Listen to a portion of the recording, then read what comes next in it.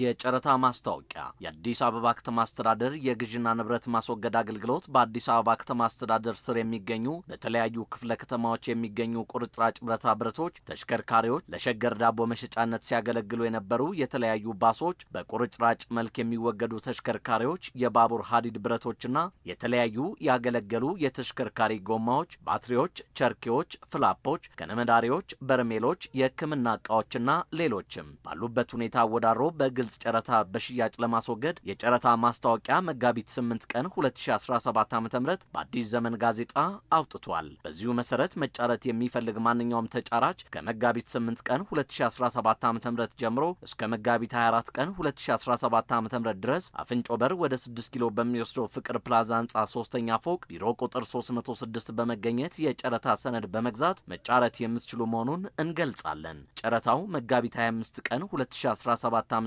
ከጠዋቱ 4 ሰዓት ላይ ተዘግቶ በዕለቱ 4 ሰዓት ከሩብ ላይ ይከፈታል። ተጨማሪ ማብራሪያ ካስፈለገው አፍንጮ በር ወደ 6 ኪሎ በሚወስደው መንገድ ፍቅር ፕላዛ ህንጻ በሚገኘው በአዲስ አበባ ከተማ አስተዳደር የመንግስት ግዥና ንብረት ማስወገድ አገልግሎት 4ኛ ፎቅ ቢሮ ቁጥር 404 መጠየቅ ይችላሉ። የአዲስ አበባ ከተማ አስተዳደር የመንግስት ግዥና ንብረት ማስወገድ አገልግሎት